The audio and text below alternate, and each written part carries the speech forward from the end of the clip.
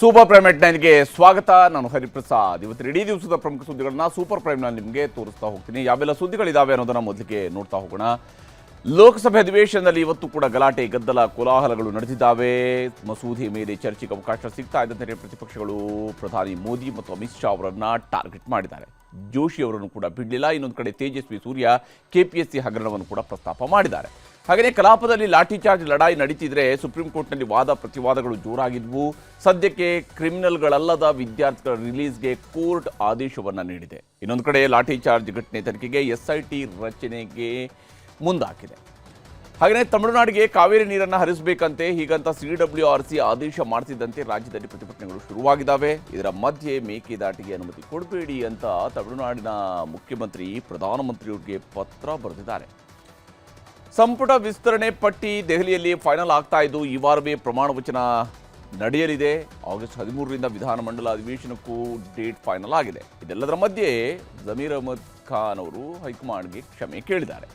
ಇನ್ನು ಕಾಮನ್ವೆಲ್ತ್ ಗೇಮ್ಸ್ನಲ್ಲಿ ನಮ್ಮ ಕನ್ನಡತಿ ಕಂಚಿನ ಪದಕ ಗೆದ್ದಿದ್ದಾರೆ. ಮೈಸೂರಿನ ಶಿಲ್ಪ ಪದಕ ಗೆದ್ದಿದ್ದಕ್ಕೆ ಪ್ರಧಾನಿ ಮೋದಿ, ಸಿಎಂ DK ಶಿವಕುಮಾರ್ ಅಭಿನಂದನೆ ಸಲ್ಲಿಸಿದ್ದಾರೆ. ಎಲ್ಲ ಸುದ್ದಿಗಳನ್ನು ವಿವರವಾಗಿ ನೋಡ್ತಾ ಹೋಗೋಣ. ಸಂಸತ್ನ ಮಳೆಗಾಲದ ಅಧಿವೇಶನ ಕಳೆದ 7 ದಿನಗಳಿಂದ ಗಲಾಟೆ ಗದ್ದಲಗಳಿಂದಲೇ ಹಾಳಾಗಿ ಹೋಗಿತ್ತು. ನೀಟ್ ಆಕಾಂಕ್ಷಿಗಳ ಪ್ರತಿಭಟನೆ, ಲಾಠಿ ಚಾರ್ಜ್ ವಿಷಯಗಳಲ್ಲಿ ಸದನದಲ್ಲೂ ಕೂಡ ಕದನಗಳು ನಡೀತಾ ಇದ್ವು. ಆದರೆ ಇವತ್ತು ಪೂರ್ತಿಯಾಗಿ ಡಿಬೇಟ್ ಅನ್ನು ಮಾಡಲಾಗಿದೆ. ಇದಕ್ಕೆ ಕಾರಣ ಸಾರ್ವಜನಿಕ ಪರೀಕ್ಷೆಗಳ ಅಕ್ರಮ ತಡೆಗಟ್ಟುವಿಕೆ ತಿದ್ದುಪಡಿ ಮಸೂದೆ. ಲೋಕಸಭೆ ಅಧಿವೇಶನದಲ್ಲಿ ನಿನ್ನೆಯಷ್ಟೇ ಸಾರ್ವಜನಿಕ ಪರೀಕ್ಷೆಗಳ ಅಕ್ರಮ ತಡೆಗಟ್ಟುವಿಕೆ ತಿದ್ದುಪಡಿ ವಿಧೇಯಕ 2026 ಇದನ್ನು ಮಂಡನೆ ಮಾಡಲಾಗಿತ್ತು. ಆದರೆ ವಿದ್ಯಾರ್ಥಿಗಳ ಮೇಲೆ ನಡೆದಂತಹ ಲಾಠಿ ಚಾರ್ಜ್, ಪೆಲೆಟ್ ಗನ್ಗಳ ಬಳಕೆಗೆ ಅನುಮತಿ ಕೊಟ್ಟಿದ್ಯಾರು ಅಂತ ಅಮಿತ್ ಶಾ ಅವರೇ ಉತ್ತರ ಕೊಡಬೇಕು ಅಂತ ಗಲಾಟೆ ಶುರುವಾಗಿತ್ತು. ಆಮೇಲೆ ಮಸೂದೆ ಬಗ್ಗೆ ಪ್ರತಿಪಕ್ಷಗಳೇ ಮೊದಲು ಮುಕ್ತವಾಗಿ ಮಾತಾಡಲಿ, ಅವರು ಹೇಳಿದ್ದನ್ನೆಲ್ಲ ಕೇಳಿಸ್ಕೊಳ್ತೀವಿ ಅಂತ ಕೇಂದ್ರ ಕಾನೂನು ಸಂಸದೀಯ ಸಚಿವ ಕಿರಣ್ ರಿಜಿಜು ಅಧಿವೇಶನದಲ್ಲಿ ಹೇಳಿಕೆ ಕೊಟ್ಟ ಮೇಲೆ ಚರ್ಚೆ ಶುರುವಾಯಿತು. ಆದರೆ ಮಸೂದೆಯ ಸಾಧಕ ಬಾಧಕಗಳ ಚರ್ಚೆಗಿಂತ ಪ್ರತಿಪಕ್ಷಗಳು ಪ್ರಧಾನಿ ನರೇಂದ್ರ ಮೋದಿ ಹಾಗೂ ಕೇಂದ್ರ ಗೃಹ ಸಚಿವ ಅಮಿತ್ ಶಾ ಅವರನ್ನ ಟಾರ್ಗೆಟ್ ಮಾಡಿ ವಾಗ್ದಾಳಿ ಮುಂದುವರೆಸಿದ್ದಾರೆ. देश के युवाओं पर पैलेट गन्स और AK-47 चलवाने की क्या आवश्यकता थी? क्या वे आतंकवादी थे? क्या आतंकवादी हैं? टेररिस्ट हैं? हाँ, कांग्रेस बोल रही है. हाँ, कांग्रेस बोल रही है. जवाब दीजिए, जवाब दीजिए. कांग्रेस बोल रही है, जवाब मांग रही है, जवाब दीजिए.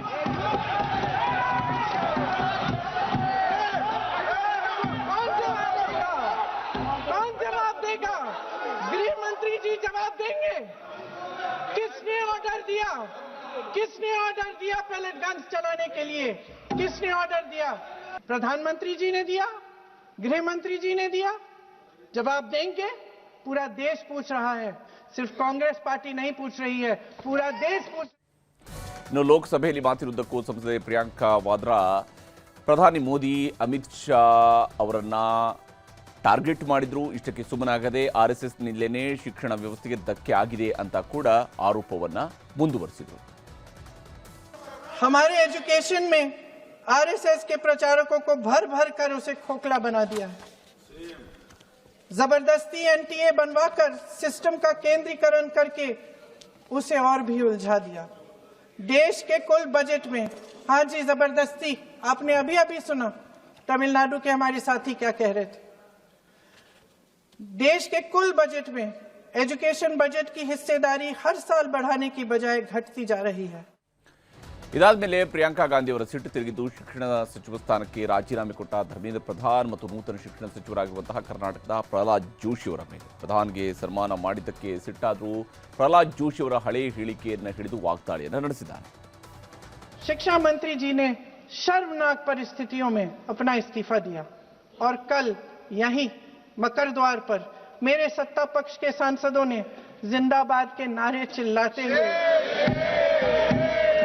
उनका संसद में ऐसे स्वागत किया जैसे मानो कोई सुपरस्टार पहुंच गए हैं. कोई आप पर कैसे यकीन करे? प्रधानमंत्री महोदय जी ने नया शिक्षा मंत्री चुना.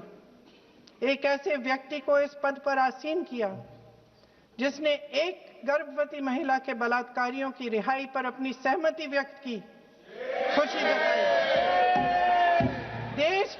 करोड़ों लड़कियों को प्रधानमंत्री जी ने क्या संदेश दिया? ಪ್ರಿಯಾಂಕಾ ಗಾಂಧಿ ಹೀಗೆ ಪ್ರಹ್ಲಾದ್ ಜೋಶಿಯವರ ವಿರುದ್ಧ ಆರೋಪವನ್ನು ಮಾಡ್ತಾ ಇದ್ದಂತೆಯೇ ಸಂಸತ್ನಲ್ಲಿದ್ದಂಥ ಲೋಕಸಭೆಯಲ್ಲಿದ್ದಂತಹ ಜೋಶಿಯವರು ಸಿಟ್ಟಿಗೆದ್ರು. ನನ್ನ ಮೇಲೆ ಸುಳ್ಳು ಆರೋಪವನ್ನು ಮಾಡ್ತಾ ಇದ್ದಾರೆ ಪ್ರಿಯಾಂಕಾ ಗಾಂಧಿ ಅವರು, ಹೀಗಾಗಿ ಅವರು ಕ್ಷಮೆ ಕೇಳಬೇಕು, ಇಲ್ಲದೆ ಹೋದರೆ ಸಾಕ್ಷಿಯನ್ನು ಕೊಡಬೇಕು ಅಂತ ಗುಡುಗಿದ್ರು. प्रियंका जी को ऑथेंटिक करना चाहिए, ऑथेंटिकेट करना चाहिए। आप जो मिस इन्फॉर्मेशन कर रहे हैं, नहीं तो मिस इन्फॉर्मेशन के लिए कार्रवाई करना चाहिए सर। ये क्या कुछ भी बोल के चल सकता है क्या?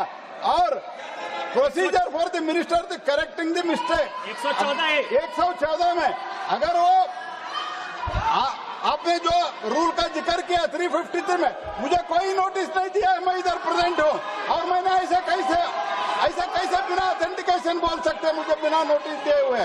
इसलिए मैं इसको खंडन करता हूँ और उसको एक्सपेल करना चाहिए और उनको माफी मांगना चाहिए. ಪ್ರಿಯಾಂಕಾ ಅವರ ಹೇಳಿಕೆಯ ಕಡತದಿಂದ ತೆಗೆಸಬೇಕು ಅಂತ ಬಿಜೆಪಿಯವರು ಗಲಾಟೆಯನ್ನು ಎಬ್ಬಿಸಿದ್ರು. ಇದಾದ ಮೇಲೆ ಸ್ಪೀಕರ್ ಕಡತದಿಂದ ತೆಗೆಸಿ ಎಲ್ಲವರನ್ನು ಕೂಡ ಸಮಾಧಾನ ಪಡಿಸಿದರು. ಇದರ ಮಧ್ಯೆ ಸಂಸದ ತೇಜಸ್ವಿ ಸೂರ್ಯ ಇವತ್ತು ಲೋಕಸಭೆಯಲ್ಲಿ ಕನ್ನಡದಲ್ಲಿ ಮಾತನಾಡಿ ಕರ್ನಾಟಕದಲ್ಲಿ ನಡೀತಿರುವಂತಹ ಕೆಪಿಎಸ್ಸಿ ನೇಮಕಾತಿ ಹಗರಣವನ್ನು ಲೋಕಸಭೆಯಲ್ಲಿ ಪ್ರಸ್ತಾಪ ಮಾಡಿದ್ದಾರೆ. ನಮ್ಮ ಮುಖ್ಯಮಂತ್ರಿಗಳು ಬೆಂಗಳೂರಿನಿಂದ ಡೆಲ್ಲಿಗೆ ಬಂದು ನೀಟ್ ವಿದ್ಯಾರ್ಥಿಗಳಿಗೆ ಅನ್ಯಾಯ ಆಯಿತು ಅಂತ ಇಲ್ಲಿ ಹೋರಾಟ ಮಾಡ್ತಾರೆ. ಕರ್ನಾಟಕದಲ್ಲಿ ಕಳೆದ 3 ವರ್ಷದಿಂದ ಕೆಪಿಎಸ್ಸಿಯಲ್ಲಿ ಆಗಿರುವಂತಹ ಹಗರಣ ಪ್ರತಿ ದಿವಸ ಸಾವಿರಾರು ಜನ ಯುವಕರು ಫ್ರೀಡಂ ಪಾರ್ಕ್ ಅಲ್ಲಿ ಕರ್ನಾಟಕದ ಮೂಲೆಯಲ್ಲಿ ಹೋರಾಟ ಮಾಡ್ತಾ ಇದ್ದಾರೆ. ಅವರ ನೋವು, ಅವರ ದರ್ದು ನಿಮ್ಗೆ ಯಾರಿಗೂ ಗೊತ್ತಾಗೋದಿಲ್ಲ ಮುಖ್ಯಮಂತ್ರಿಗಳೇ. ನಾನು ಮುಖ್ಯಮಂತ್ರಿಗಳಿಗೆ ಕೇಳಕ್ಕೆ ಇಚ್ಛೆ ಪಡ್ತೀನಿ, ಕೆಪಿಎಸ್ಸಿಯಲ್ಲಿ ಒಂದು 10 ದಿವಸದ ಹಿಂದೆ ಕೆಪಿಎಸ್ಸಿಯ ಚೇರ್ಮನ್ ಅನ್ನ ಗವರ್ನರ್ ಸಸ್ಪೆಂಡ್ ಮಾಡಿದ್ದಾರೆ. ಯಾಕೆ ಮಾಡಿದ್ರು? ಅವರ ಮಕ್ಕಳನ್ನ, 2 ಹೆಣ್ಣು ಮಕ್ಕಳು ಅವರಿಗೆ, ಯಾರು ಕೆಪಿಎಸ್ಸಿ ಚೇರ್ಮನ್ ಅವರಿಗೆ ಫೇಕ್ ಸರ್ಟಿಫಿಕೇಟ್ ಮಾಡಿ ಕೆಪಿಎಸ್ಸಿ ಚೇರ್ಮನ್ ಅವರಿಗೆ ಕೆಲಸ ಕೊಡಿಸಿದ್ದಾರೆ. ಮೊನ್ನೆ ವೆಟರ್ನರಿ ಕಾಲೇಜಿನಲ್ಲಿ ವೆಟರ್ನರಿ ಆಫೀಸರ್ಸ್ಗಳದ್ದು ಎಕ್ಸಾಮ್ ನಲ್ಲಿ 80 ಲಕ್ಷ ರೂಪಾಯಿ ಪರ್ ಸೀಟಿಗೆ ಹರಾಜಾಕಿ ಕೆಪಿಎಸ್ಸಿ ಇವತ್ತು ಸೀಟ್ ಕೊಟ್ಟಿದೆ.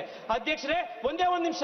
ನಮ್ಮ ತಂದೆ ಬೆಂಗಳೂರಿಗೆ ಚಿಕ್ಕಮಗಳೂರಿನಿಂದ ಬಂದಾಗ ತಲೆಯಲ್ಲಿ ಕೈಯಲ್ಲಿ ಕನಸು ಬಿಟ್ರೆ ಅವ್ರ ಕೈಯಲ್ಲಿ ಏನೂ ಇರಲಿಲ್ಲ. ಕೆಪಿಎಸ್ಸಿ ಪರೀಕ್ಷೆ ಬರೆದು ಇವತ್ತವರು ಸರ್ಕಾರದಲ್ಲಿ ಅಧಿಕಾರಿ ಆದ್ರು. ಇವತ್ತು ಅವ್ರ ಮಗ ನಾನು ಇವತ್ತು MP ಆಗಿ ಇಲ್ಲಿ ಬಂದಿದ್ದೀನಿ. ಎಷ್ಟೋ ಜನ ಕೆಪಿಎಸ್ಸಿ ಎಕ್ಸಾಮ್ ನಲ್ಲಿ ಫೇಲ್ ಆಗಿರುವಂತ, ಅನ್ಯಾಯಕ್ಕೊಳಗಾಗಿರುವಂತವರ ಧ್ವನಿ ಆಗಿರೋದು ನನ್ನ ಕರ್ತವ್ಯ. ನಾನು ಅದನ್ನ ಇವತ್ತು ಮಾತಾಡ್ತಾ ಇದ್ದೀನಿ. ಮುಖ್ಯಮಂತ್ರಿಗಳಿಗೆ ನಾನು ಕೇಳ್ತೀನಿ, ನ್ಯಾಯ ಅನ್ನೋದು 2 ವೇ ಸ್ಟ್ರೀಟ್. ಮುಖ್ಯಮಂತ್ರಿಗಳೇ, ಡೆಲ್ಲಿಲಿ ಬಂದು ನೀಟ್ ಪರೀಕ್ಷೆಯಲ್ಲಿ ನ್ಯಾಯ ನೀವು ಕೇಳ್ತೀರಿ ಅಂತಂದ್ರೆ ನಮ್ಮ ಕೆಪಿಎಸ್ಸಿ ಇರುವಂತಹ ಪರೀಕ್ಷೆ ಇರುವಂತ ಮಕ್ಕಳಿಗೂ ಕೊಡ್ಬೇಕು. ಈ ಮಧ್ಯೆ ಸಮಾಜವಾದಿ ಪಕ್ಷದ ಸಂಸದ ಅಖಿಲೇಶ್ ಯಾದವ್ ಅಮಿತ್ ಶಾ ಅವರು ಯಾಕೆ ಸದನಕ್ಕೆ ಬರ್ತಾ ಇಲ್ಲ ಅಂತೇಳಿ ಕಣಕಿದ್ರು. ಅಯೋಧ್ಯೆ ದೇಣಿಗೆ ಹಗರಣವನ್ನು ಕೂಡ ಪ್ರಸ್ತಾಪ ಮಾಡಿ ಸರ್ಕಾರದ ವಿರುದ್ಧ ವಾಗ್ದಾಳಿಯನ್ನ ನಡೆಸಿದ್ದಾರೆ. आपको भगवान भी माफ नहीं करेंगे क्योंकि आप चढ़ावा चोरी में शामिल हुए हैं। और चढ़ावा ही नहीं, जो गुप्त दान था वो भी चोरी हुआ है, गुप्त दान। और ये पाप की श्रेणी में नहीं आता है, महापाप की श्रेणी में आता है। भाजपा वचन नहीं देती, जुमला देती है।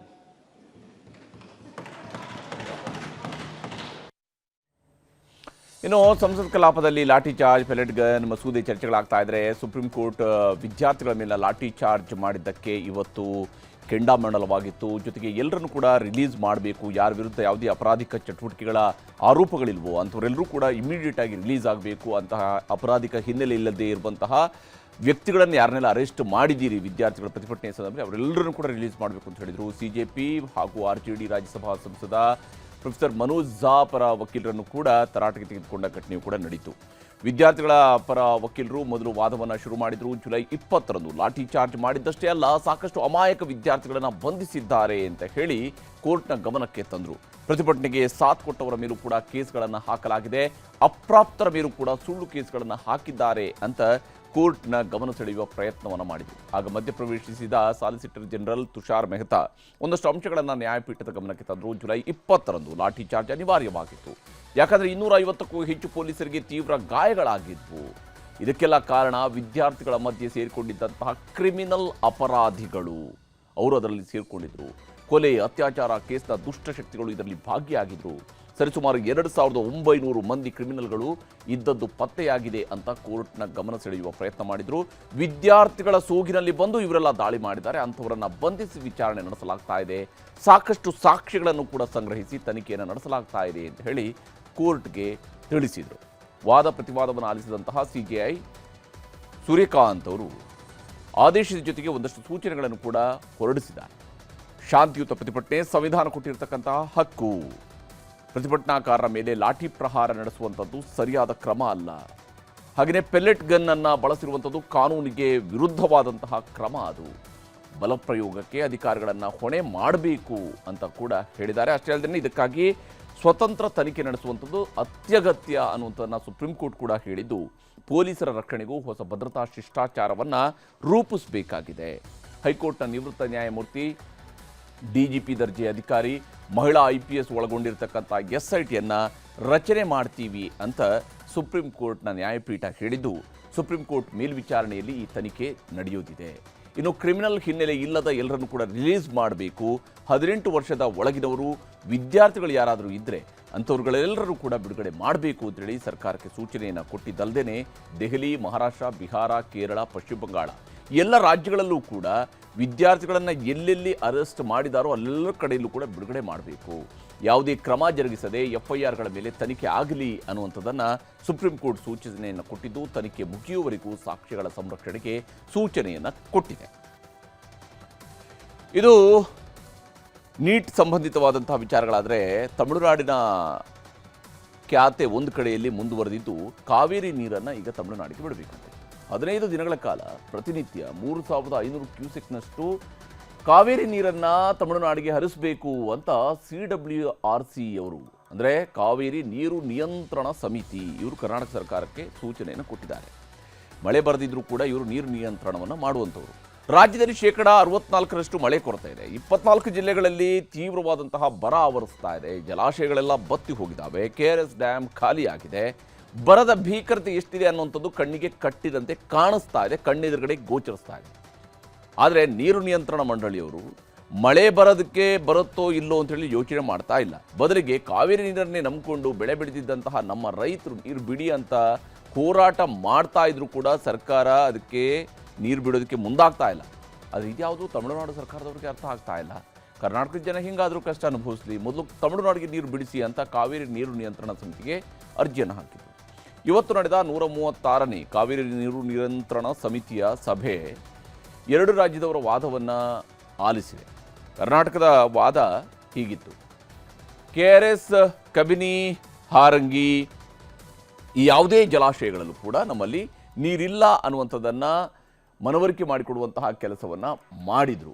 ಮತ್ತು ವಿಶೇಷವಾಗಿ 30 ವರ್ಷಗಳಲ್ಲಿ ಅತ್ಯಂತ ಕಡಿಮೆ ಮಳೆ ಆಗಿದೆ ಈ ವರ್ಷ ಅನ್ನುವಂಥದ್ದನ್ನು CWRC ಅವರ ಗಮನಕ್ಕೆ ತರಲಾಗಿದೆ.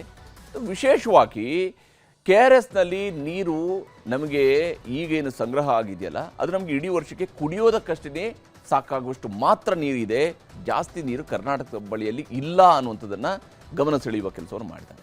ಅಷ್ಟೇ ಅಲ್ಲದೆ ನಾವು 1.5 ಕೋಟಿ ಜನರಿಗೆ ಕುಡಿಯುವ ನೀರನ್ನು ಕೊಡಬೇಕು, ಬೆಳೆಗೆ ನೀರನ್ನು ಬಿಡೋದಿಲ್ಲ ಅಂತ ರೈತರಿಗೆ ಈಗಾಗಲೇ ನಾವು ಸೂಚನೆ ಕೊಟ್ಟಿದ್ದೀವಿ ಅನ್ನೋದನ್ನು ಕೂಡ ಕೋರ್ಟ್ನ ಗಮನಕ್ಕೆ ತಂದಿದ್ದಾರೆ. ಈಗಿರುವಂತಹ KRS ನೀರಲ್ಲಿ ಅರ್ಧಕ್ಕರ್ಧ ಡೆಡ್ ಸ್ಟೋರೇಜ್ ಆಗುತ್ತೆ. ಹೀಗಿದ್ದಾಗ ತಮಿಳುನಾಡಿಗೆ ನಾವು ಎಲ್ಲಿಂದ ನೀರು ಬಿಡೋದಕ್ಕೆ ಆಗುತ್ತೆ ಅನ್ನುವಂತಹ ಪ್ರಶ್ನೆಯನ್ನು ಸಹಜವಾಗಿಯೇ ಕರ್ನಾಟಕ ತನ್ನ ವಸ್ತುಸ್ಥಿತಿಯನ್ನು ಮುಂದಿಟ್ಟಿದೆ. ಹೀಗಾಗಿ ಕರ್ನಾಟಕ ನೀರು ಬಿಡುಗಡೆ ಮಾಡುವಂಥ ಸ್ಥಿತಿಯಲ್ಲಿಲ್ಲ ಅಂತ ಹೇಳಿ CWRC ಅವರ ಗಮನಕ್ಕೆ ತರುವಂತಹ ಕೆಲಸವನ್ನು ರಾಜ್ಯ ಸರ್ಕಾರದ ಪರವಾಗಿ ವಾದವನ್ನು ಮಂಡನೆ ಮಾಡಲಾಯಿತು. ಆದರೆ ತಮಿಳುನಾಡು ಕರ್ನಾಟಕದ ಈ ಎಲ್ಲ ವಾದಗಳಿಗೆ ಉತ್ತರವಾಗಿ ತಮಿಳುನಾಡಿನ ವಾದ ಇತ್ತು, ಕರ್ನಾಟಕದ ಡ್ಯಾಮ್ಗಳಲ್ಲಿ ಸಾಕಷ್ಟು ನೀರಿದೆ, ಪ್ರತಿದಿನ 12ರಿಂದ 13 ಸಾವಿರ ಕ್ಯೂಸೆಕ್ ಒಳ ಹರಿವಿದೆ ಅಂತ ಹೇಳ್ತಿದ್ದಾರೆ. ಅದು ಯಾವ ಲೋಕದಿಂದ ಬಂದು ಹರಿತಾ ಇದೆ ಗೊತ್ತಿಲ್ಲ. ಆದರೆ ಅವರ ಪ್ರಕಾರ 12ರಿಂದ 13 ಸಾವಿರ ಕ್ಯೂಸೆಕ್ ನೀರು ಒಳ ಹರಿವಿದೆಯಾ. 4 ಡ್ಯಾಮ್ಗಳಲ್ಲಿ 63ಕ್ಕೂ ಹೆಚ್ಚು TMCಯಷ್ಟು ನೀರಿದೆ. ಕರ್ನಾಟಕ ಸರ್ಕಾರ ನೀರಿಲ್ಲ ಅನ್ನುವಂಥದ್ದು ಸರಿಯಾದದ್ದು ಅಲ್ಲ. ನಮ್ಮ ಪಾಲಿನ ನೀರನ್ನು ನಮಗೆ ಬಿಡೋದಕ್ಕೆ ಆದೇಶವನ್ನು ಹೊರಡಿಸಬೇಕು. ನಿನ್ನೆವರೆಗೆ ನಮಗೆ 35.3 TMCಯಷ್ಟು ನೀರು ಕೊಡಬೇಕಾಗಿತ್ತು. ಆದರೆ ಬಿಳಿಗುಂಡ್ಲುವಿಗೆ ನಿನ್ನೆವರೆಗೂ 3.5 TMC ಮಾತ್ರ ಬಿಟ್ಟಿದ್ದಾರೆ. ಕನಿಷ್ಠ 9.46 TMC ತಮಿಳುನಾಡಿಗೆ ನೀರು ಬಿಡೋದಕ್ಕೆ ಆದೇಶವನ್ನು ಮಾಡಬೇಕು ಅಂತ ಒತ್ತಾಯ ಮಾಡಿದ್ದಾರೆ. ಇವುಗಳನ್ನು ಆಲಿಸಿರುವಂತಹ CWRC ಅವರು ಎರಡೂ ರಾಜ್ಯಗಳಲ್ಲಿ ಮಳೆ ಪ್ರಮಾಣ ಬರ ಪರಿಸ್ಥಿತಿ ಇದೆ ಅನ್ನುವಂಥದ್ದನ್ನು ಒಪ್ಪಿಕೊಂಡಿದ್ದಾರೆ. ಮಳೆ ಕುಸಿತ ಆಗಿದೆ, ಕುಂಠಿತ ಆಗಿದೆ, ಬರ ಇದೆ ಅಂತೇಳಿ ಒಪ್ಪಿಕೊಂಡಿದ್ದಾರೆ. ಕರ್ನಾಟಕ ಸರ್ಕಾರ ತಮಿಳುನಾಡಿಗೆ ನೀರು ಬಿಡಬೇಕು ಅಂತೇಳಿ ಕೂಡ ಇದೇ ಸಂದರ್ಭದಲ್ಲಿ ಹೇಳಿದ್ದಾರೆ. ಇದೇ ಇಲ್ಲಿರುವಂಥ ಪ್ರಶ್ನೆ, ಅದು ಯಾವ ಸ್ವರೂಪದ ಯೋಚನೆ ಬರುತ್ತೆ? ಇದು ನಿಜಕ್ಕೂ ಕರ್ನಾಟಕದ ಪಾಲಿನ ಮರಣ ಶಾಸನದ ರೀತಿಯಲ್ಲಿ ಬರೆದಿರ್ತಕ್ಕಂತಹ ಸೂಚನೆ ಅಷ್ಟೇ ಹೊರತು ಬೇರೇನೂ ಅಲ್ಲ. 15 ದಿನದಲ್ಲಿ ಒಟ್ಟು 4 TMCಯಷ್ಟು ನೀರು ಹರಿಸಬೇಕು ಅಂತ ಹೇಳ್ತಾ ಇದ್ದಾರೆ. 15 ದಿವಸದಲ್ಲಿ 4 TMC ನೀರು ಹರಿಸಬೇಕು. ಮಳೆಗೂ ಆರ್ಡರ್ ಮಾಡಿದರೆ ಬಹುಶಃ ನೀರನ್ನು ಹರಿಸೋದಕ್ಕೆ ಆಗ್ತಿತ್ತೇನೋ ಕರ್ನಾಟಕದವರು. ಆದರೆ ಬಿಳಿಗಿಂಡ್ಲುವಿನಲ್ಲಿ 3,500 ಕ್ಯೂಸೆಕ್ ನೀರಿನ ಹರಿವು ದಾಖಲಾಗಬೇಕು ಅಂತ ಹೇಳ್ತಾ ಇದ್ದಾರೆ. CWRC ಆದೇಶವನ್ನು 2 ರಾಜ್ಯಗಳು ಪರಿಗಣಿಸಬೇಕು, ಇಲ್ಲದೆ ಹೋದರೆ CWMAಗೆ ಮೇಲ್ಮನವಿ ಹೋಗಿ ಅಲ್ಲಿ ನೀವು ಬಗೆಹರಿಸ್ಕೊಳ್ಳಿ ಅಂತೇಳಿ CWRC ಅವರು ಸೂಚನೆಯನ್ನು ಕೊಟ್ಟಿದ್ದಾರೆ. ಈಗ ಅಫ್ಕೋರ್ಸ್ ಕರ್ನಾಟಕ ಹೀಗೆ CWRC ಅವರು 2 ಕಡೆ ವಾದವನ್ನು ಕೇಳಿ ನೀರು ಬಿಡಿ ಅಂತ ಆದೇಶವನ್ನು ಮಾಡಿದ ಮೇಲೆ ಈ ಆದೇಶದ ಪ್ರಕಾರವಾಗಿ ನೀರು ಬಿಡ್ತೀವಿ ಅನ್ನುವಂತಹ ಮಾತುಗಳು ಒಂದು ಕಡೆಯಲ್ಲಿ ಸಚಿವ ಯತೀಂದ್ರ ಸಿದ್ದರಾಮಯ್ಯ ಅವರು ಬಂದರೆ ಮೇಲ್ಮನವಿ ಹೋಗ್ತೀವಿ ಅಂತ ಜಲಸಂಪನ್ಮೂಲ ಸಚಿವ ರಾಮಲಿಂಗಾರೆಡ್ಡಿ ಅವರು ಹೇಳಿದ್ದಾರೆ. ಸಚಿವರ ಈ ಗೊಂದಲದ ಹೇಳಿಕೆ ಪ್ರತಿಪಕ್ಷ ನಾಯಕರನ್ನು ಕೆರಳಿಸಿತು. ಈ ಬಾರಿ ನೀರು ಬಿಡಿ ಅಂತ ಹೇಳಿದ್ದಾರೆ. ನಮ್ಮ ಕರ್ನಾಟಕದ ಅಧಿಕಾರಿಗಳು ನಮಗೆ ಕುಡಿಯೋ ನೀರಿಗೆ ಅಗತ್ಯ ಇದೆ, ನೀರು ಬಿಡೋಕ್ಕಾಗಲ್ಲ ಅಂತ ಮೀಟಿಂಗಲ್ಲಿ ಹೇಳಿದ್ದಾರೆ. CWRC ಮೇಲೆ ಅಪೀಲು ಹಾಕ್ಕೋಬೋದು, ನಾವು CWMAಗೆ ಅಪೀಲು ಹಾಕ್ಕೋಬೋದು. ನಾಳೆ ಅಧಿಕಾರಿಗಳು ಮೀಟಿಂಗ್ ಕರೆದಿದ್ದೀನಿ, ಏನು ಮಾಡಬೇಕು ನಾಳೆ ತೀರ್ಮಾನ ಮಾಡ್ತೀವಿ. ನಮ್ಮ ಆದ್ಯತೆ ಫಸ್ಟ್ ಪ್ರಿಫರೆನ್ಸು ಕುಡಿಯೋ ನೀರಿಗೆ. ಕಾವೇರಿ ವಾಟರ್ ಮ್ಯಾನೇಜ್ಮೆಂಟ್ ಅಥಾರಿಟಿ ಆ ಟ್ರಿಬ್ಯುನಲ್ ತೀರ್ಮಾನ ಮಾಡೋ ಮುಂಚಿತವಾಗಿನೇ ಕಾಂಗ್ರೆಸ್ ಸರ್ಕಾರ ಯಥೇಚ್ಛವಾಗಿ ಈಗಾಗಲೇ ನೀರನ್ನ ಹರಿಬಿಡುವಂತ ಕೆಲಸ ಈಗಾಗಲೇ ಮಾಡಾಗಿದೆ. ಮಾನ್ಯ ಮುಖ್ಯಮಂತ್ರಿಗಳ ನಡವಳಿಕೆನ ಗಮನಿಸ್ತಾ ಇದ್ರೆ ಮನೆಗೆ ಮಾರಿ ಊರಿಗೆ ಉಪಕಾರಿ ಅಂದಂತಾಗಿದೆ ಅವರ ನಡವಳಿಕೆ. ಹಿಂದೆ ಎಲ್ಲ ಸುಪ್ರೀಂ ಕೋರ್ಟ್ಗೆ ಹೋಗಿ ಒಂದು ಮಂಡಳಿ ರಚನೆ ಆಗಿರೋದು. ಆ ಮಂಡಳಿಯವರು ನೀರಿನ ಪರಿಸ್ಥಿತಿ 2 ರಾಜ್ಯದಲ್ಲಿ ನೋಡಿ ಅದರ ಆಧಾರದ ಮೇಲೆ ಯಾರಿಗೆ ಎಷ್ಟು ಕೊಡಬೇಕು ಅಂತ ಹೇಳಿ ತೀರ್ಮಾನ ಮಾಡ್ತಾರೆ. ಸೊ ಹಾಗಾಗಿ ಇದ್ರ ವಿಷಯದಲ್ಲಿ ನಾವೇನು ಮಾಡೋದಕ್ಕಾಗಲ್ಲ, ನಮ್ಮ ಕೈ ಕಟ್ಟಿರುತ್ತೆ. ಏನು ಆದೇಶ ಮಾಡಿದ್ದಾರೆ ಇದಕ್ಕೆ ಅಪೀಲ್ ಹೋಗ್ಬೇಕು, ಅವರು ಅಪೀಲ್ ಹೋಗ್ಬೇಕು, ಟೈಮ್ ತಗೊಬೇಕು. ಇಲ್ಲಿನ ಪರಿಸ್ಥಿತಿಯನ್ನ ಅಧ್ಯಯನ ಮಾಡೋಕೆ ಒಂದು ತಂಡ ಬರಲಿ ಅವರೇ. ಕರ್ನಾಟಕ ಸರ್ಕಾರ ನೀರು ಹರಿಸುವ ನಿರ್ಧಾರವನ್ನು ಕೈಬಿಟ್ಟು ಮೇಲ್ಮನವಿ ಹೋಗಬೇಕು ಅನ್ನುವಂತಹದ್ದು ಪ್ರತಿಪಕ್ಷಗಳು ಕೂಡ ಹೇಳಿದ್ರು. ಅಪ್ಪಿತಪ್ಪಿ ನೀರು ಬಿಟ್ಟರೆ ಕರ್ನಾಟಕವನ್ನೇ ಬಂದ್ ಮಾಡ್ತೀವಿ ಅಂತ ಕನ್ನಡಪರ ಸಂಘಟನೆಗಳು ಕೂಡ ಎಚ್ಚರಿಕೆ ಕೊಟ್ಟಿವೆ. ಇನ್ನೊಂದು ಕಡೆ ಪ್ರತಿಭಟನೆಗಳು ರಾಜ್ಯದಲ್ಲೂ ಕೂಡ ಶುರುವಾಗಿದ್ದಾವೆ. ಕಾವೇರಿ ನೀರನ್ನು ತಮಿಳುನಾಡಿಗೆ ಬಿಡಬಾರ್ದು ಅಂತ ಮಂಡ್ಯದಲ್ಲಿ ರೈತ ಸಂಘಟನೆಯವರು ಪ್ರತಿಭಟನೆಯನ್ನು ಮಾಡಿದ್ದಾರೆ. ಸಂಜೆ ವೃತ್ತದಲ್ಲಿ ಹಳೆ ಮೈಸೂರು ಬೆಂಗಳೂರು ಹೆದ್ದಾರಿ ತಡೆದು ಅರೆಬೆತ್ತಲೆ ಪ್ರತಿಭಟನೆಯನ್ನು ನಡೆಸಿದ್ದಾರೆ.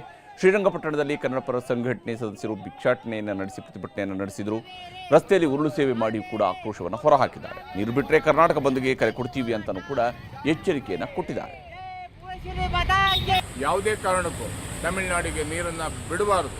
ಇರುವಾಗ ನೀರನ್ನು ಬಿಟ್ಟಿದ್ದೀವಿ, ಇಲ್ಲದೆ ಇರುವಾಗ ಎಲ್ಲಿಂದ ನೀರನ್ನು ಬಿಡಲಿಕ್ಕಾಗುತ್ತೆ? ಏನಾದರೂ ಸರ್ಕಾರ ನೀರು ಬಿಟ್ಟಿದ್ದೇ ಆದರೆ ಎಲ್ಲ ರೈತ ಪರ ಸಂಘಟನೆಗಳು, ದಲಿತ ಪರ ಸಂಘಟನೆಗಳು, ಕನ್ನಡ ಪರ ಸಂಘಟನೆಗಳು ಒಟ್ಟಿಗೆ ಸೇರಿ ವಾಟಾಳ್ ನಾಗರಾಜ್ ಅವರ ನಾಯಕತ್ವದಲ್ಲಿ ಕರ್ನಾಟಕ ಬಂದ್ ಕರೆಯನ್ನು ಕೊಡಬೇಕಾಗತ್ತೆ. ಎಚ್ಚರಿಕೆಯನ್ನು ಕೊಡ್ತಾ ಇದ್ದೀವಿ. ಎಲ್ಲ ಕಾಲದಲ್ಲೂ ಕರ್ನಾಟಕದ ಹಿತವನ್ನ ಬಲಿ ಕೊಟ್ಟು ತಮಿಳುನಾಡಿಗೆ ನೀರು ಬಿಟ್ಟು ತನ್ನ ರಾಜಕಾರಣವನ್ನು ಉಳಿಸ್ಕೊಂಡಿದ್ದಾರೆ. ಅದರಲ್ಲಿ ಒಬ್ರು ಕರ್ನಾಟಕದ ಹಿತದ ಪರವಾಗಿ ನಿಂತವರು ಸನ್ಮಾನ್ಯ ಬಂಗಾರಪ್ಪನವರು. ಹಾಗಾಗಿ ಬಂಗಾರಪ್ಪನವರ ಮಾದರಿಯನ್ನ ಬಂಗಾರಪ್ಪನವ್ರ ಶಿಷ್ಯ ಅಂತ ಹೇಳ್ಕೊಳ್ಳುವಂತ DK ಶಿವಕುಮಾರ್ ಅನುಸರಿಸ್ತಾರೆ ಅಂತ ಹೇಳಿ ನಾನು ಅಂದ್ಕೊಂಡಿದ್ದೀನಿ. ಒಂದು ಕಡೆ KRSನಲ್ಲಿ ನೀರಿಲ್ಲದಿದ್ರೂ ಕೂಡ ನೀರು ಬಿಡಬೇಕು ಅಂತ ತಮಿಳುನಾಡಿನವರು ಕೇಳ್ತಾ ಇದ್ದಾರೆ. ಇನ್ನೊಂದು ಕಡೆ ಇದೇ ತಮಿಳುನಾಡಿನಲ್ಲಿ ಕಾವೇರಿ ನೀರು ಸಮುದ್ರ ಪಾಲಾಗ್ತಾ ಇದೆ. ಅದಕ್ಕೆ ಕರ್ನಾಟಕದಲ್ಲೇ ಮೇಕೆದಾಟು ಡ್ಯಾಮ್ ಕಟ್ತೀವಿ ಅಂತ ಕರ್ನಾಟಕ ಹೇಳಿದರೆ ಅದಕ್ಕೂ ಕೂಡ ಕಿರಿಕ್ ಮಾಡ್ತಾ ಇದ್ದಾರೆ. ಮೇಕೆದಾಟು ಅಣೆಕಟ್ಟು ಕಟ್ಟೋದಕ್ಕೆ ತಮಿಳುನಾಡಿನ ಒಪ್ಪಿಗೆ ಬೇಕಿಲ್ಲ ಅಂತ ಕೇಂದ್ರ ಸರ್ಕಾರ ಸ್ಪಷ್ಟವಾಗಿ ಹೇಳಿದೆ. ರಾಜ್ಯಸಭೆಯಲ್ಲಿ ಲಿಖಿತ ಉತ್ತರವನ್ನು ಕೂಡ ಈ ಬಗ್ಗೆ ಕೊಟ್ಟಿದೆ. CM DK ಶಿವಕುಮಾರ್ ಕೂಡ ಮೇಕೆದಾಟು ಯೋಜನೆಯನ್ನು ಮಾಡ್ತೀವಿ ಅಂತ ಹೇಳ್ತಿದ್ದಾರೆ. ನಮ್ಮ ಹಣ, ನಮ್ಮ ಭೂಮಿ, ನಮ್ಮ ಯೋಜನೆ ಆಗಿದ್ರೂ ತಮಿಳುನಾಡಿಗೂ ಮೇಕೆದಾಟು ಡ್ಯಾಮ್ನಿಂದ ಹೆಚ್ಚು ಲಾಭ ಇದೆ. ಆದರೂ ಜೋಸೆಫ್ ವಿಜಯ್ ಸರ್ಕಾರ ತಗಾದೆ ತೆಗೆದು ಪ್ರಧಾನಿ ಮೋದಿಯವರಿಗೆ ಪತ್ರ ಬರೆದು ಮೇಕೆದಾಟಿಗೆ ಅನುಮತಿ ಕೊಡಬೇಡಿ ಅಂತ ಹೇಳಿದ್ದಾರೆ. ಮೇಕೆದಾಟು ಅಣೆಕಟ್ಟು ನಿರ್ಮಾಣಕ್ಕೆ ಕೆಳಭಾಗದ ರಾಜ್ಯಗಳ ಒಪ್ಪಿಗೆ ಅಗತ್ಯವಿಲ್ಲ ಎಂಬ ಕೇಂದ್ರ ಜಲಶಕ್ತಿ ಸಚಿವಾಲಯದ ಹೇಳಿಕೆ ಸರಿಯಲ್ಲ. ಕೆಳಭಾಗದ ರಾಜ್ಯಗಳ ಸ್ಪಷ್ಟ ಸಮ್ಮತಿ ಇಲ್ಲದೆ ಯಾವುದೇ ಮೇಲ್ಭಾಗದ ರಾಜ್ಯವೂ ಹೊಸ ಯೋಜನೆಯನ್ನ ಕೈಗೆತ್ತಿಕೊಳ್ಳುವಂತಿಲ್ಲ. ಆಲಮಟ್ಟಿ ಪ್ರಕರಣದಲ್ಲಿ ಈ ಬಗ್ಗೆ ಉನ್ನತ ನ್ಯಾಯಾಲಯ ತೀರ್ಪು ನೀಡಿದೆ ಅಂತ ಹೇಳಿದೆ. ಕಾವೇರಿ ತೀರ್ಪಿನ ನಿಯಮ 11 ಮತ್ತು 20ರ ಅಡಿಯಲ್ಲಿ ನದಿ ಜಲಾನಯನ ಪ್ರದೇಶದ ಸಹ ರಾಜ್ಯಗಳ ಪರಸ್ಪರ ಸಮ್ಮತಿ ಕಡ್ಡಾಯವಾಗಿದೆ. ಮೇಕೆದಾಟು ಯೋಜನೆಯನ್ನ ಕೇವಲ ಒಂದು ಇಂಜಿನಿಯರಿಂಗ್ ಅಥವಾ ಕುಡಿಯುವ ನೀರಿನ ಯೋಜನೆಯಾಗಿ ನೋಡಬಾರದು. ಇದು ಲಕ್ಷಾಂತರ ರೈತರ ಜೀವನಾಧಾರವಾಗಿರುವ ಕಾವೇರಿ ಜಲಹಂಚಿಕೆಯ ಸೂಕ್ಷ್ಮ ವಿಷಯವಾಗಿದೆ. ಕರ್ನಾಟಕದ ಮೇಕೆದಾಟು ಪ್ರಸ್ತಾವನೆ ಕಾವೇರಿ ನೀರು ವಿವಾದ ನ್ಯಾಯಾಧಿಕರಣದ ಅಂತಿಮ ಆದೇಶ ಹಾಗೂ ಸುಪ್ರೀಂ ಕೋರ್ಟ್ ತೀರ್ಪಿನ ಸ್ಪಷ್ಟ ಉಲ್ಲಂಘನೆಯಾಗಿದೆ. 2019ರಲ್ಲಿ ಕರ್ನಾಟಕ ಸರ್ಕಾರ ಸಲ್ಲಿಸಿದ್ದ ಮೇಕೆದಾಟು ವಿಸ್ತೃತ ಯೋಜನಾ ವರದಿಯನ್ನ ಕೇಂದ್ರ ಜಲ ಆಯೋಗವು ವಾಪಸ್ ಕಳಿಸಿದ್ದನ್ನೂ ನೆನಪು ಮಾಡಲು ಬಯಸುತ್ತೇನೆ. ಯಾವುದೇ ಏಕಪಕ್ಷೀಯ ನಿರ್ಧಾರದಿಂದ ತಮಿಳುನಾಡಿನ ಕೃಷಿ ಹಾಗೂ ನೀರಾವರಿ ವ್ಯವಸ್ಥೆಗೆ ಭಾರೀ ಧಕ್ಕೆಯಾಗಲಿದೆ. ಕಾವೇರಿ ನ್ಯಾಯಾಧಿಕರಣದ ಆದೇಶ ಹಾಗೂ ಸುಪ್ರೀಂ ಕೋರ್ಟ್ ತೀರ್ಪಿಗೆ ಬದ್ಧವಾಗಿ ಕೆಳಪಾತ್ರದ ರಾಜ್ಯವಾದ ತಮಿಳುನಾಡಿನ ಹಕ್ಕುಗಳನ್ನು ರಕ್ಷಿಸಬೇಕು. ಕರ್ನಾಟಕ ಸಲ್ಲಿಸಿರುವ ಮೇಕೆದಾಟು ಯೋಜನೆಯ ಡಿಪಿಆರ್ ಪ್ರಸ್ತಾವನೆಗೆ ಅನುಮತಿ ನೀಡಬಾರದು. ಕೇಂದ್ರ ಜಲಶಕ್ತಿ ಸಚಿವಾಲಯ ಹಾಗೂ ಸಿಡಬ್ಲ್ಯೂಸಿಗೆ ಪ್ರಧಾನಮಂತ್ರಿಗಳಾಗಿ ನೀವು ಸೂಕ್ತ ನಿರ್ದೇಶನ ನೀಡಬೇಕು ಎಂದು ಮನವಿ ಮಾಡುತ್ತೇನೆ. ಹೀಗೆ ಪ್ರಧಾನಮಂತ್ರಿಯವರಿಗೆ ಪತ್ರ ಬರೆದು ಮೇಕೆದಾಟು ಯೋಜನೆಗೆ ವಿಜಯ್ ಸರ್ಕಾರ ಅಡ್ಡಗಾಲು ಹಾಕುವ ಪ್ರಯತ್ನವನ್ನು ಮುಂದುವರೆಸಿದೆ. ಇನ್ನೊಂದು ಕಡೆ ತಮಿಳುನಾಡಿನ ಮುಖ್ಯಮಂತ್ರಿ ಜೋಸೆಫ್ ವಿಜಯ್ ಇದೇ ಆಗಸ್ಟ್ 3ರಂದು ಕರ್ನಾಟಕಕ್ಕೆ ಬರ್ತಾ ಇದ್ದಾರೆ. ಕಾವೇರಿ ನೀರು ಹಂಚಿಕೆ ವಿಚಾರವಾಗಿ ಆಗಸ್ಟ್ 3ರಂದು ಕರ್ನಾಟಕ ಹಾಗೂ ತಮಿಳುನಾಡು ಮುಖ್ಯಮಂತ್ರಿಗಳ ಸಭೆ ನಿಗದಿಯಾಗಿದೆ. ಮುಂದಿನ ಸೋಮವಾರ ಮಧ್ಯಾಹ್ನ 12 ಗಂಟೆಗೆ ಬೆಂಗಳೂರಿನ ವಿಧಾನಸೌಧದಲ್ಲಿ ಜೋಸೆಫ್ ವಿಜಯ್ ಹಾಗೂ ಡಿಕೆ ಶಿವಕುಮಾರ್ ಅವರು ಮುಖಾಮುಖಿ ಆಗ್ತಾ ಇದ್ದಾರೆ. ಶನಿವಾರ ತಪ್ಪಿದರೆ ಭಾನುವಾರ ಕೆಆರ್ಎಸ್ ಜಲಾಶಯಕ್ಕೆ ಮುಖ್ಯಮಂತ್ರಿ ಶಿವಕುಮಾರ್ ಅವರು ಭೇಟಿ ಕೊಡ್ತಾರೆ. ಕೆಆರ್ಎಸ್ ಡ್ಯಾಂ ಪರಿಶೀಲನೆಯನ್ನು ನಡೆಸಲಿದ್ದಾರೆ. ಅದಾದ ಮೇಲೆ ತಮಿಳುನಾಡಿನ ಮುಖ್ಯಮಂತ್ರಿ ವಿಜಯ್ ಅವರ ಜೊತೆಗೆ ಕಾವೇರಿ ನೀರು ಹಂಚಿಕೆ ಮೇಕೆದಾಟು ಯೋಜನೆ ಬಗ್ಗೆ ಚರ್ಚೆ ನಡೆಸೋದಕ್ಕೆ ತೀರ್ಮಾನವನ್ನು ಮಾಡಿದ್ದಾರೆ. ಇನ್ನು ಕರ್ನಾಟಕ ತಮಿಳುನಾಡಿನಲ್ಲಿ ಮಳೆಯಾಗದೆ ನೀರಿಗಾಗಿ ಹೋರಾಟಗಳು ನಡೀತಾ ಇದ್ದಾವೆ. ಆದರೆ ಉತ್ತರ ಭಾರತದಲ್ಲಿ ಮಳೆ ನಿಂತರೆ ಸಾಕಪ್ಪ ಸಾಕು ಅಂತ ಜನ ಶಾಪ ಹಾಕುವಂತಾಗಿದೆ. ಯಾಕಂದರೆ ಅಸ್ಸಾಂ, ಹಿಮಾಚಲ ಪ್ರದೇಶ, ಉತ್ತರಾಖಂಡದಲ್ಲಿ ಭೀಕರವಾದಂತಹ ಮಳೆ ಆಗ್ತಾ ಇದೆ. ಪ್ರವಾಹಕ್ಕೆ ಸಿಲುಕಿ ನೂರಾರು ಜನ ಸತ್ತಿದ್ದಾರೆ. ಸಾವಿರಾರು ಹಳ್ಳಿಗಳು ಮುಳುಗಡೆಯಾಗ್ತಾ ಇದ್ದಾವೆ. ಲಕ್ಷಾಂತರ ಜನ ಬೀದಿ ಪಾಲಾಗಿದ್ದಾರೆ.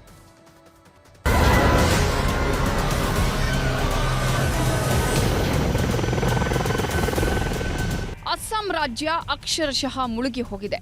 ಕಳೆದ 5 ದಿನಗಳಲ್ಲಿ ಸುರಿದ ಮಳೆಗೆ ಅಸ್ಸಾಂನಲ್ಲಿ ಪ್ರವಾಹ ಸೃಷ್ಟಿಯಾಗಿ ಊರೂರೇ ಮುಳುಗಿ ಹೋಗಿದೆ. ನೆರೆ ರಾಜ್ಯ ನಾಗಾಲ್ಯಾಂಡ್ನಲ್ಲಿ ಸುರಿದ ನಿರಂತರ ಮಳೆಯಿಂದಾಗಿ ನದಿಗಳು ಉಕ್ಕಿ ಹರಿಯುತ್ತಿದ್ದು, ಅಸ್ಸಾಂನ ಗಡಿ ಜಿಲ್ಲೆಗಳಾದ ಶಿವಸಾಗರ, ಚರಾಯ್ದೇವ್, ಜೋರ್ಹಾಟ್, ಗುವಾಹಟಿ, ಗೋಲಾಘಾಟ್ ಜಿಲ್ಲೆಗಳಲ್ಲಿ ಪ್ರವಾಹ ಸೃಷ್ಟಿಯಾಗಿ ಸಾವು ನೋವು ಸಂಭವಿಸಿವೆ. 10 ಅಲ್ಲ 100 ಅಲ್ಲ ಸಾವಿರಾರು ಗ್ರಾಮಗಳೇ ಜಲಸಮಾಧಿಯಾಗಿದೆ. ನೂರಾರು ಮನೆಗಳು ಪ್ರವಾಹಕ್ಕೆ ಸಿಲುಕಿ ಕೊಚ್ಚಿ ಹೋಗಿವೆ.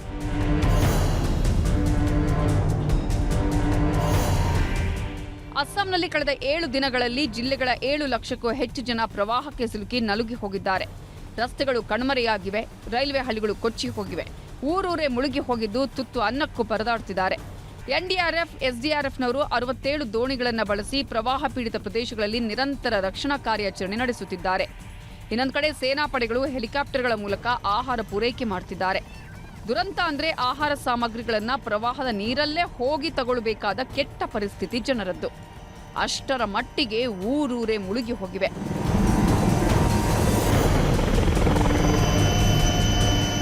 ಅಸ್ಸಾಂ ಸಿಎಂ ಹಿಮಂತ ಬಿಸ್ವಾ ಶರ್ಮಾ ಸರ್ಕಾರ ಪ್ರವಾಹದಿಂದ ಆಗಿರುವ ಅನಾಹುತಗಳ ಪಟ್ಟಿ ರಿಲೀಸ್ ಮಾಡಿದೆ. ಜೂನ್ 20ರಿಂದ ಇಲ್ಲಿವರೆಗೆ 68 ಜನ ಸತ್ತಿದ್ದಾರೆ. 8 ಜನ ನಾಪತ್ತೆಯಾಗಿದ್ದಾರೆ. 26,679 ಜಾನುವಾರುಗಳು ಕೊಚ್ಚಿ ಹೋಗಿವೆ. 2,157 ಗ್ರಾಮಗಳು ಮುಳುಗಡೆಯಾಗಿವೆ. 1,180 ಮನೆ ಸಂಪೂರ್ಣ ನೆಲಸಮವಾಗಿದ್ದರೆ 9,926 ಮನೆಗಳಿಗೆ ಭಾಗಶಃ ಹಾನಿಯಾಗಿದೆ. 29,993 ಜನರನ್ನ ರಕ್ಷಣೆ ಮಾಡಲಾಗಿದೆ. 1,690 ಸಂತ್ರಸ್ತ ಕೇಂದ್ರಗಳನ್ನು ತೆರೆಯಲಾಗಿದೆ. ಪ್ರವಾಹದಿಂದ 7 ಲಕ್ಷಕ್ಕೂ ಹೆಚ್ಚು ಕುಟುಂಬಗಳು ಸಂಕಷ್ಟಕ್ಕೆ ಸಿಲುಕಿದೆ. ಇದೇ ವರದಿಯನ್ನ ಇವತ್ತು ಅಸ್ಸಾಂನ 13 ಬಿಜೆಪಿ ಸಂಸದರ ತಂಡ ಪ್ರಧಾನಿ ನರೇಂದ್ರ ಮೋದಿಯವರನ್ನ ಭೇಟಿಯಾಗಿ ತುರ್ತು ಪರಿಹಾರ ಘೋಷಿಸಬೇಕು ಅಂತ ಮನವಿನೂ ಮಾಡಿದ್ದಾರೆ. ಉತ್ತರಾಖಂಡದಲ್ಲೂ ವರುಣಾರ್ಭಟ ಕಡಿಮೆಯಾಗಿಲ್ಲ. ಡೆಹ್ರಾಡೂನ್, ಮಾಲ್ದೇವ್ತಾ ಸಮೀಪದ ಹಳ್ಳಿಗಳಿಗೆ ಸಂಪರ್ಕಿಸುವ ರಸ್ತೆಗಳಲ್ಲಿ ಭೂಕುಸಿತ ಉಂಟಾಗಿದೆ. ಬೃಹತ್ ಬಂಡೆಗಳು ಬಿದ್ದು ರಸ್ತೆ ಸಂಪರ್ಕ ಕಟ್ಟಾಗಿದೆ. ಹಿಮಾಚಲ ಪ್ರದೇಶದಲ್ಲಿ, ಅದರಲ್ಲೂ ಶಿಮ್ಲಾ ಭಾಗದಲ್ಲಿ ಆಗ್ತಿರೋ ಮಳೆ ಅಷ್ಟಿಷ್ಟಲ್ಲ. ಜೋರು ಮಳೆಯಿಂದ ನಿರಂತರವಾಗಿ ಭೂಕುಸಿತ ಆಗ್ತಾ ಇದ್ದು, ಶಿಮ್ಲಾದ ಮಾಲ್ ರಸ್ತೆ ಬಳಿ ಭೂಮಿ ಕುಸಿದು 4 ಮನೆಗಳು ಕುಸಿಯುವ ಹಂತ ತಲುಪಿವೆ. ಮಹಾರಾಷ್ಟ್ರ ರಾಜ್ಯದ ನಾಗ್ಪುರದಲ್ಲಿ ಭಾರೀ ಮಳೆ ಮತ್ತೆ ಆತಂಕ ಸೃಷ್ಟಿಸಿದೆ. ನಾಗ್ಪುರದ ಶಾಲೆಗೆ ನೀರು ನುಗ್ಗಿದ್ದು ಶಾಲೆಯ ಆವರಣ ಜಲಾವೃತವಾಗಿದೆ. ಹಗ್ಗಗಳ ಸಹಾಯದಿಂದ ವಿದ್ಯಾರ್ಥಿಗಳನ್ನ ಶಾಲೆಯಿಂದ ಹೊರಗೆ ಕರ್ಕೊಂಡು ಬರಬೇಕಾಯಿತು. ಜಮ್ಮು ಕಾಶ್ಮೀರದಲ್ಲೂ ಮಳೆ ಜೊತೆ ಆಗಾಗ ಮೇಘಸ್ಫೋಟವಾಗ್ತಿದೆ. ರಿಯಾಸಿ ಜಿಲ್ಲೆಯಲ್ಲಿರುವ ಚೆನಾಬ್ ನದಿಯ ನೀರಿನ ಮಟ್ಟ ಏರಿಕೆಯಾಗಿದ್ದು ಸುತ್ತಮುತ್ತಲಿನ ಗ್ರಾಮಗಳಿಗೆ ಎಚ್ಚರಿಕೆ ನೀಡಲಾಗಿದೆ. ರಾಷ್ಟ್ರ ರಾಜಧಾನಿ ದೆಹಲಿಯಲ್ಲೂ ನಿನ್ನೆ ರಾತ್ರಿಯಿಂದ ನಿರಂತರವಾಗಿ ಮಳೆಯಾಗ್ತಿದೆ. ದೆಹಲಿಯ ಬಹುತೇಕ ಎಲ್ಲಾ ನಗರಗಳ ರಸ್ತೆಗಳಲ್ಲೂ ನೀರು ನಿಂತಿದೆ. ಒಂದ್ ಕಡೆ ನೀರು, ಇನ್ನೊಂದು ಕಡೆ ಮಳೆ, ಮತ್ತೊಂದು ಕಡೆ ಟ್ರಾಫಿಕ್ ಜಾಮ್ಗೆ ಸಿಲುಕಿ ವಾಹನ ಸವಾರರು ಪರದಾಡಿ ಹೋದ್ರು. ವಾಯುವ್ಯ ಬಂಗಾಳಕೊಲ್ಲಿಯಲ್ಲಿ ತೀವ್ರ ವಾಯುಭಾರ ಕುಸಿತ ಆಗಿದೆ. ಪಶ್ಚಿಮ ಬಂಗಾಳ ಮತ್ತು ಉತ್ತರ ಒಡಿಶಾ ಕರಾವಳಿಗಳಿಗೆ ಜೋರು ಮಳೆ ಅಪ್ಪಳಿಸೋಕೆ ಶುರು ಮಾಡಿದೆ. ಬಾಲ್ಸೋರ್, ಭದ್ರಕ್, ಮಯೂರ್ಭಂಜ್, ಕಟಕ್, ಪುರಿ ಜಿಲ್ಲೆಗಳಿಗೆ ನಾಳೆ ಆರೆಂಜ್ ಅಲರ್ಟ್ ಘೋಷಿಸಲಾಗಿದೆ. Bureau report, news 18. ಈಗ ರಾಜ್ಯ ದೇಶ ವಿದೇಶಗಳ ಮತ್ತಷ್ಟು ಪ್ರಮುಖ ಸುದ್ದಿಗಳನ್ನು ಕ್ವಿಕ್ ಆಗಿ ನೋಡ್ತಾ ಹೋಗೋಣ. ಬಿಡದಿ ಟೌನ್ಶಿಪ್ ಪರ ವಿರೋಧ ಗಲಾಟೆ ಮುಂದುವರೆದಿದೆ. ಬಿಡದಿಯಲ್ಲೂ ಜೆನ್ಜಿ ರೈತ ಮಕ್ಕಳು ಹೋರಾಟಕ್ಕೆ ಬನ್ನಿ ಅಂತ ಕರೆ ನೀಡಲಾಗಿದೆ. ಜೆನ್ಜಿ ರೈತ ಮಕ್ಕಳೇ, ಈಗ ನಿಮ್ಮ ಸರದಿ, ಬನ್ನಿ ಹೋರಾಡಿ ಭೂಮಿ ಉಳಿಸಿಕೊಳ್ಳಿ ಅಂತ ಕರೆ ನೀಡಲಾಗಿದೆ. ಬಿಡದಿ ಟೌನ್ಶಿಪ್ ವಿಚಾರವಾಗಿ ರಾಮನಗರದಲ್ಲಿ ಶಾಸಕ ಎಸ್ ಸಿ ಬಾಲಕೃಷ್ಣ ಪ್ರತಿಕ್ರಿಯಿಸಿದ್ದಾರೆ. ಹಣ ಪಡೆಯುವವರು ಪಡಿತಾ ಇದ್ದಾರೆ, ಜಮೀನು ಕೊಡುವವರು ಕೊಡ್ತಾ ಇದ್ದಾರೆ, ಬೇಡ ಎನ್ನುವರು ಕಾನೂನು ಹೋರಾಟ ಮಾಡಬಹುದು ಅಂತ ಹೇಳಿದ್ದಾರೆ. ಕೆಪಿಎಸ್ಸಿಗೆ ಸಂಬಂಧಪಟ್ಟ ಹಗರಣಗಳ ಪ್ರಕರಣವನ್ನು ರಾಜ್ಯ ಸರ್ಕಾರ ಸಿಐಡಿಗೆ ವರ್ಗಾವಣೆ ಮಾಡಿದೆ. ಈ ಬಗ್ಗೆ ಬೆಂಗಳೂರು ನಗರ ಪೊಲೀಸ್ ಆಯುಕ್ತ ಸೀಮಂತ್ ಕುಮಾರ್ ಸಿಂಗ್ ಮಾಹಿತಿ ನೀಡಿದ್ದಾರೆ. 2 ಪ್ರಕರಣಗಳನ್ನು ಸಿಐಡಿಗೆ ವರ್ಗಾವಣೆ ಮಾಡಲಾಗಿದೆ. ಕೆಪಿಎಸ್ಸಿ ನೇಮಕಾತಿ ಹಗರಣದ ತನಿಖೆ, ಶಿಕ್ಷಣ ಇಲಾಖೆಯ ವಿವಿಧ ಶಿಕ್ಷಕರ ಹುದ್ದೆಗಳ ಭರ್ತಿಗೆ ಆಗ್ರಹಿಸಿ ವಿದ್ಯಾರ್ಥಿಗಳು ಪ್ರತಿಭಟನೆಯನ್ನ ಮಾಡ್ತಾ ಇದ್ದಾರೆ. ಬೆಂಗಳೂರಿನ ಫ್ರೀಡಂ ಪಾರ್ಕ್ನಲ್ಲಿ ವಿದ್ಯಾರ್ಥಿಗಳ ಪ್ರತಿಭಟನೆಗೆ ಬಿಜೆಪಿ ರಾಜ್ಯಾಧ್ಯಕ್ಷ ವಿಜಯೇಂದ್ರ ಸಾಥ್ ಕೊಟ್ಟಿದ್ದರು. ಮುಲ್ಲಾಗಳ ಬಗ್ಗೆ ವಿವಾದಿತ ಹೇಳಿಕೆ ಕೊಟ್ಟಿದ್ದ ಸಿಟಿ ರವಿ ಅವರನ್ನ ಓಟಿ ರವಿ ಅಂತ ಕಾಂಗ್ರೆಸ್ ಟ್ರೋಲ್ ಮಾಡಿತು. ಇದಕ್ಕೆ ಸಿಟಿ ರವಿ ತಿರುಗೇಟು ಕೊಟ್ಟಿದ್ದಾರೆ. ಪ್ರಿಯಾಂಕ್ ಖರ್ಗೆಗೆ ಇರುವ ಜ್ಞಾನ ನಮಗಿಲ್ಲ, ನನ್ನ ಯೂರಿನ್ ಬ್ಲಡ್ ಟೆಸ್ಟ್ ಕೆಪಿಸಿಸಿಗೆ ಕಳುಹಿಸಿಕೊಡ್ತೀನಿ ಅಂತ ತಿರುಗೇಟು ನೀಡಿದ್ದಾರೆ. ಕೋಟ್ಯಂತರ ಬೆಲೆಯ ಡ್ರಗ್ಸ್ ಮಾರಾಟದ ಬಗ್ಗೆ ಹೈದರಾಬಾದ್ನಲ್ಲಿ ಇಡಿ ಕೇಸ್ ದಾಖಲು ಮಾಡಿಕೊಂಡಿತ್ತು. ಬೆಂಗಳೂರಿನಲ್ಲೂ ಡ್ರಗ್ ಡೀಲ್ ನಡೆದಿದ್ದ ಶಂಕೆ ಹಿನ್ನೆಲೆಯಲ್ಲಿ ಬೆಂಗಳೂರಿನ 2 ಕಡೆ ಇಡಿ ಅಧಿಕಾರಿಗಳು ದಾಳಿ ಮಾಡಿ ಪರಿಶೀಲನೆ ನಡೆಸಿದ್ದಾರೆ. ಮಾಸ್ಕ್ ಮ್ಯಾನ್ಗೆ ಬುರುಡೆ ಕೊಟ್ಟಿದ್ದೇ ಶಶಿಕಾಂತ್ ಸೆಂಥಿಲ್ ಅಂತ ಶಾಸಕ ಜನಾರ್ದನ್ ರೆಡ್ಡಿ ಆರೋಪಿಸಿದ್ದರು. ಇವತ್ತು 42ನೇ ಜನಪ್ರತಿನಿಧಿಗಳ ವಿಶೇಷ ನ್ಯಾಯಾಲಯದಲ್ಲಿ ಸಂಸದ ಶಶಿಕಾಂತ್ ಸೆಂಥಿಲ್ನ ಮಾನನಷ್ಟ ಪ್ರಕರಣದ ವಿಚಾರಣೆ ನಡೆಯಿತು. ಜನಾರ್ದನ್ ರೆಡ್ಡಿ ವಿರುದ್ಧ ಸಮನ್ಸ್ ಜಾರಿ ಮಾಡಿ ವಿಚಾರಣೆಯನ್ನು ಆಗಸ್ಟ್ 24ಕ್ಕೆ ಮುಂದೂಡಲಾಗಿದೆ. ಸ್ವಿಗ್ಗಿ ವಿರುದ್ಧ ಬೆಂಗಳೂರಿನ ರೆಸ್ಟೋರೆಂಟ್ ಮಾಲೀಕರ ಆಕ್ರೋಶ ವ್ಯಕ್ತವಾಗಿದೆ. ಇಂದು ಹೋಟೆಲ್ ಮಾಲೀಕರು ಸಭೆಯನ್ನು ನಡೆಸಿದ್ದಾರೆ. ನ್ಯಾಯಯುತ ಪಾರದರ್ಶಕ ಪಾಲುದಾರಿಕೆಗೆ ಒತ್ತಾಯವನ್ನು ಮಾಡಿದ್ದಾರೆ. ಸ್ವಿಗ್ಗಿಯಿಂದ ಸ್ಪಂದನೆ ಸಿಗದೇ ಇದ್ದರೆ ಆಗಸ್ಟ್ 15ರ ಬಳಿಕ ಬೆಂಗಳೂರಿನ ರೆಸ್ಟೋರೆಂಟ್ಗಳು ಸ್ವಿಗ್ಗಿಯನ್ನು ಬಂದ್ ಮಾಡಲಿವೆ ಅಂತ ಎಚ್ಚರಿಸಿದ್ದಾರೆ. ಬೆಂಗಳೂರಲ್ಲಿ ಫುಟ್ಪಾತ್ ಒತ್ತುವರಿ ತೆರವು ಕಾರ್ಯಾಚರಣೆ ಮುಂದುವರೆದಿದೆ. ಬೆಂಗಳೂರು ಕೇಂದ್ರ ನಗರ ಪಾಲಿಕೆ ವ್ಯಾಪ್ತಿಯ ಗಾಂಧಿ ಬಜಾರ್ನಲ್ಲಿ ಜಿಪಿ ಅಧಿಕಾರಿಗಳು ಜೆಸಿಬಿ ಮೂಲಕ ಒತ್ತುವರಿಯಾಗಿದ್ದ ಅಂಗಡಿಗಳು, ಬೋರ್ಡ್ಗಳನ್ನು ತೆರವು ಮಾಡಿದ್ದಾರೆ. ಫೇಸ್ಬುಕ್, ಇನ್ಸ್ಟಾದಲ್ಲಿ ಪ್ರಧಾನಿ ಮೋದಿ ಅವರ ವಿಡಿಯೋಗಳನ್ನು ಮೆಟಾ ಸಂಸ್ಥೆ ಡಿಲೀಟ್ ಮಾಡಿತ್ತು. ಇದಕ್ಕೆ ಕೇಂದ್ರ ಸರ್ಕಾರ ತೀವ್ರ ಅಸಮಾಧಾನವನ್ನು ವ್ಯಕ್ತಪಡಿಸಿದ್ದು ಸಮನ್ಸ್ ಜಾರಿ ಮಾಡಿದೆ. ತಾಂತ್ರಿಕ ಕಾರಣದಿಂದ ಪೋಸ್ಟ್ ಡಿಲೀಟ್ ಆಗಿದೆ ಅಂತ ಮೆಟಾ ಸ್ಪಷ್ಟನೆ ನೀಡಿದ್ದು, ಪೋಸ್ಟ್ ಡಿಲೀಟ್ ಮಾಡಿದ್ದಕ್ಕೆ ಪ್ರಧಾನಮಂತ್ರಿಯವರ ಕ್ಷಮೆ ಕೇಳಿದೆ. ಜಾರ್ಖಂಡ್ನ ರಾಂಚಿಯಲ್ಲಿ 16 ಮಾವೋವಾದಿಗಳು ಶರಣಾಗಿದ್ದಾರೆ. ಸಂತೋಷ್ ಅಲಿಯಾಸ್ ಬಸುದೇವುದ್ದಾ ಅಲಿಯಾಸ್ ದಿಲೀಪ್ ಸೇರಿದಂತೆ 16 ಮಾವೋವಾದಿಗಳು ಪೊಲೀಸರಿಗೆ ಶರಣಾಗಿದ್ದಾರೆ. ಬಂಧಿತ ನಕ್ಸಲರಿಂದ ಹಲವು ಶಸ್ತ್ರಾಸ್ತ್ರಗಳನ್ನು ವಶಪಡಿಸಿಕೊಳ್ಳಲಾಗಿದೆ. ದಾವಣಗೆರೆ ದಕ್ಷಿಣ ಬೈ ಎಲೆಕ್ಷನ್ನಲ್ಲಿ ನಾನು ಪಕ್ಷ ವಿರೋಧಿ ಚಟುವಟಿಕೆ ಮಾಡಿಲ್ಲ, ಪಕ್ಷ ವಿರೋಧಿ ಕೆಲಸ ಮಾಡಿದ್ರೆ ಕ್ಷಮೆ ಕೇಳ್ತೇನೆ ಅಂತ ಮಾಜಿ ಸಚಿವ ಜಮೀರ್ ಅಹಮದ್ ಖಾನ್ ಹೇಳಿದ್ದಾರೆ. ಸಿದ್ದರಾಮಯ್ಯ ಹಾಗೂ ಸಿಎಂ ಮತ್ತು ಮಲ್ಲಿಕಾರ್ಜುನ ಖರ್ಗೆ ಅವರ ಜೊತೆ ಕೂಡ ಮಾತನಾಡಿದ್ದೇನೆ. ನಾನು 3 ನಾಯಕರ ಬಳಿಯಲ್ಲೂ ಕೂಡ ಕ್ಷಮೆ ಕೇಳಿದ್ದೇನೆ. ಸಂಪುಟದ ಮೊದಲ ಪಟ್ಟಿಯಲ್ಲಿ ನನ್ನ ಹೆಸರು ಇರಬೇಕಾಗಿತ್ತು, ಇಂದಲ್ಲ ನಾಳೆ ಸತ್ಯ ಹೊರಬರುತ್ತೆ ಅಂತ ಜಮೀರ್ ಹೇಳಿದ್ದಾರೆ. ವಿಕ್ರಮ್ 1 ಯಶಸ್ಸಿನ ಬಳಿಕ ಪ್ರಧಾನಿ ಮೋದಿ ಸ್ಕೈರೂಟ್ ಏರೋಸ್ಪೇಸ್ ಸಂಸ್ಥಾಪಕರನ್ನ ಭೇಟಿಯಾದರು. ಪವನ್ ಚಂದ್ರ ಮತ್ತು ನಾಗಾ ಭರತ್ ಡಾಕಾ ಅವರೊಂದಿಗೆ ಸಂವಾದ ನಡೆಸಿದರು. ಈ ಬಗ್ಗೆ ಎಕ್ಸ್ನಲ್ಲಿ ಪ್ರಧಾನಿ ಪೋಸ್ಟ್ ಮಾಡಿದ್ದು ಭಾರತದ ಖಾಸಗಿ ಬಾಹ್ಯಾಕಾಶ ಕ್ಷೇತ್ರದ ಸಾಧನೆಯನ್ನ ಶ್ಲಾಘಿಸಿದ್ದಾರೆ. ಕಾಮನ್ವೆಲ್ತ್ ಗೇಮ್ಸ್ನಲ್ಲಿ ಭಾರತೀಯ ವನಿತಾ ಪ್ಯಾರಾ ಅಥ್ಲೀಟ್ ವಿಭಾಗದಲ್ಲಿ ಮೈಸೂರಿನ ಶಿಲ್ಪಾ ಅವರಿಗೆ ಕಂಚಿನ ಪದಕ ಬಂದಿದೆ. ಕೆಆರ್ ನಗರದ ಕಂಚುಗಾರನ ಕೊಪ್ಪಲು ಎಂಬ ಪುಟ್ಟ ಗ್ರಾಮದ ಶಿಲ್ಪಾ 4ನೇ ವಯಸ್ಸಿನಲ್ಲಿ ಅಪಘಾತದಲ್ಲಿ ಕಾಲು ಕಳೆದುಕೊಂಡಿದ್ದರು. ಕಂಚಿನ ಪದಕ ಗೆದ್ದ ಶಿಲ್ಪಾರಿಗೆ ಪ್ರಧಾನಿ ಮೋದಿ ಅಭಿನಂದನೆ ಸಲ್ಲಿಸಿದ್ದಾರೆ. ಶಿಲ್ಪಾ ಸಾಧನೆಗೆ ಮುಖ್ಯಮಂತ್ರಿ ಡಿಕೆ ಶಿವಕುಮಾರ್ ಕೂಡ ಎಕ್ಸ್ನಲ್ಲಿ ಪೋಸ್ಟ್ ಮೂಲಕ ಅಭಿನಂದನೆ ಸಲ್ಲಿಸಿದ್ದಾರೆ. ನಿಮ್ಮ ಸಾಧನೆ ಕರ್ನಾಟಕ ಮತ್ತು ದೇಶಕ್ಕೆ ಹೆಮ್ಮೆಯ ಕ್ಷಣವಾಗಿದೆ ಅಂತ ಅಭಿನಂದನೆ ಸಲ್ಲಿಸಿದರು.